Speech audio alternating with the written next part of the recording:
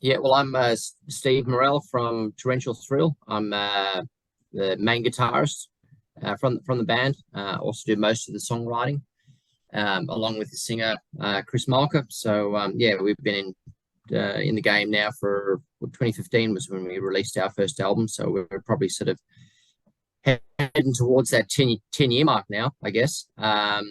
This will be our third album, and yeah, we're very excited to sort of get it out there. Beautiful, Steve. Thanks for And joining yeah, us, mate.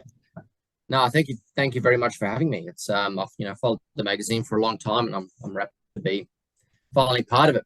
Our pleasure to have you on, mate. Our pleasure indeed. So, Torrential Thrill have announced your new album, State of Disaster, for an April the 1st release, mate. So, before we go any further, I've just got to make sure it's not an April Fool's joke, is it?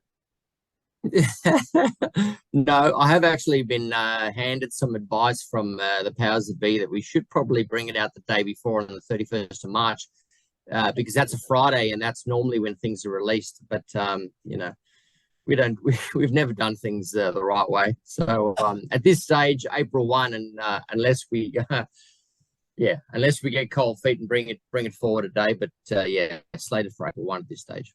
No worries at all. So, can you tell us a bit about the album from a musical point of view and what you were going for with it?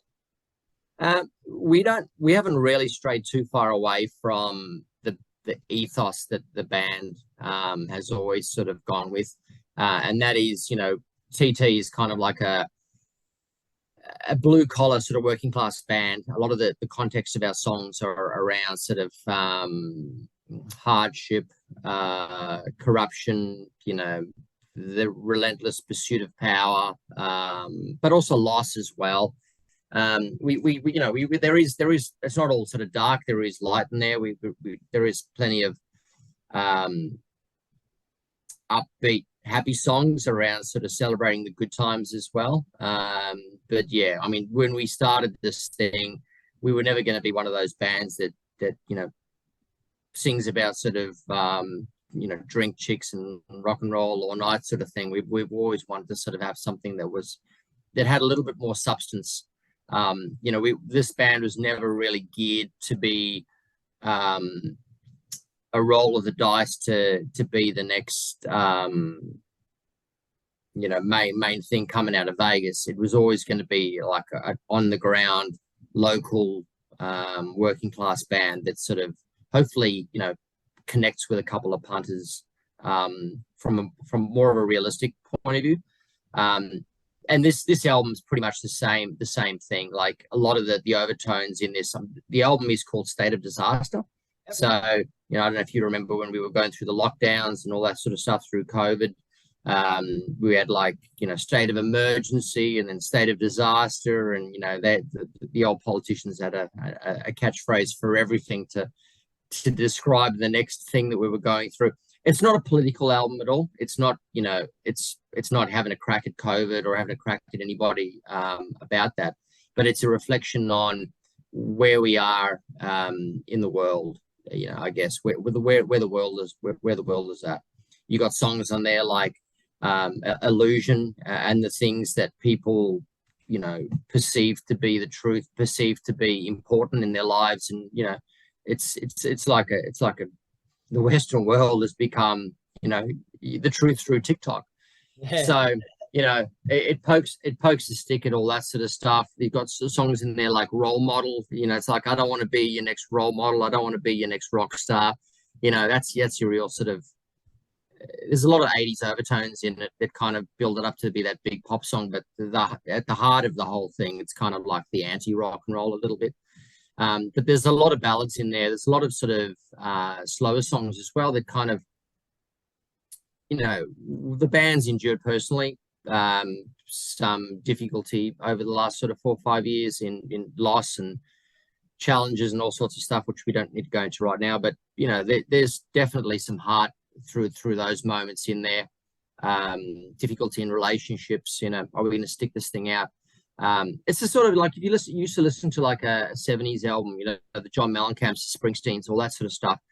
You listen to the words and the context of all those sorts of that sort of music, and there was a lot more going on than just the hook. You know what I mean? We've really tried to sort of find some of that traditional writing style in a lot of the stuff. You know, there's a song in there like, we've been together for ages, we're at the crossroads, we're a mile between, you know, is this the end? You know, but it's an up tempo song, which is kind of what you got from the stuff in the early 80s, 70s. You know, this is a great song, but there's a hidden meaning in there. And then the title track, State of Disaster, is just really, you know, the sky is falling, your skin is crawling. You know, look at the state of the world. You know, decades pass between my days. Decades pass for every footprint that man puts on this planet. He takes decades with him. You know, the ultimate parasite that is the human race. You know, we talk about giving it back and the impact of climate change and all that sort of stuff. Again, not a political album, but it's kind of like, well, you know, look at the state of things. You know, where do these diseases come from? Where do these hardships come from? You know, someone with a bit of perspective might say that a lot of it is self-inflicted. So, you know, we're eating all these wild animals overseas and the cruelty that we've imposed on, you know, yeah. Without getting too dark and deep, that's kind of the crux of what we've tried to do with this album. And yeah, we're very excited to sort of get it in there. There's the tongue-in-cheek songs, and you know, High Society is certainly one of those when you see the burgers. But you know, if you look beyond that, you kind of go, well, there's, you know, this is kind of like a bit of a stab at the whole over the top Western culture. You know, got to have the Maserati with the Gucci with the, you know, and when are you enough? You're enough when you've ticked the box and all these sort of things, and it's, you know, I'm better than you because I've got this and you got this and my house is bigger and this is it. And it's just like, well, is that what's important in life? So yeah, it's kind of, we've never strayed too far from that with our band. This album is just probably, you know, a step forward with all of that. The press release actually calls it your most prolific and ambitious album yet. Would you agree with that statement? It's certain. I mean, with the first two albums, we just really wanted to get music out there. We were passionate about writing stuff, and we wanted to get those songs out there. And we never really went through major press releases or anything like that, major tours. We were just like, get it out there, and if we play a show and there's a punter at the back of the club that's holding a beer up saying, you know, love it, then, you know, mission accomplished. But we've gone through that with this album. And the first two were recorded in about 15 days flat each album. Wow. This album has been recorded over the course of about 4.5 years.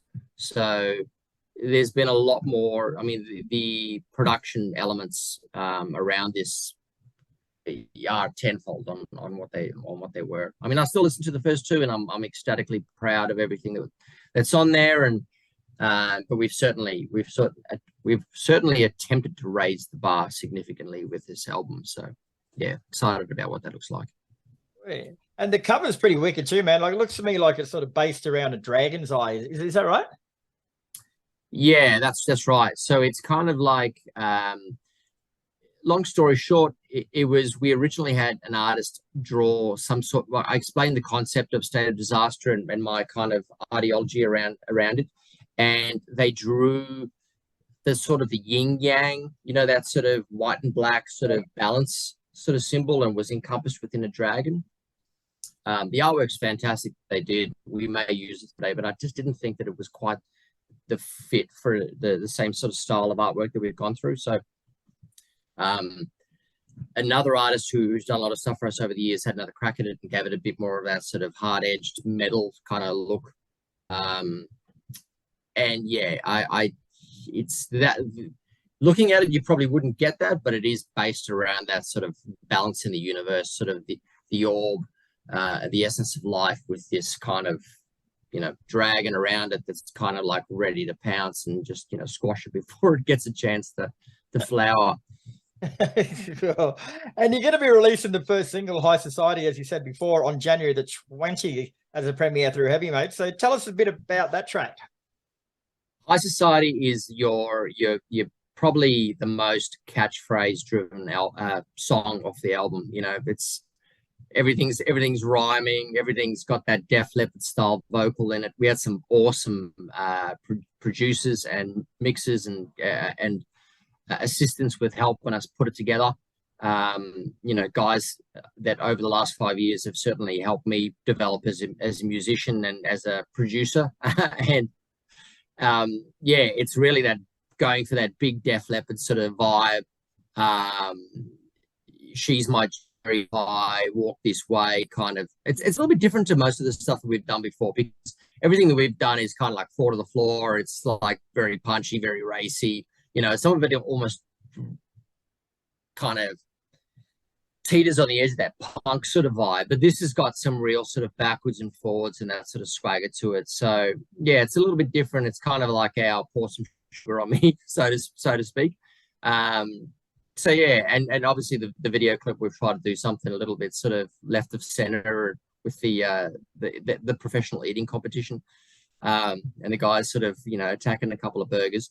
But at the same time, you know, a big part of that was also supporting local, and a lot of the stuff that we've tried to do over the years is connect with local enterprises, whether it be the wrestling organization PCW that we did the first single with Animal, or now, you know, the local burger joint, Mum's Kitchen. So yeah, we're happy with how it's come out. The song is hopefully a heap of fun.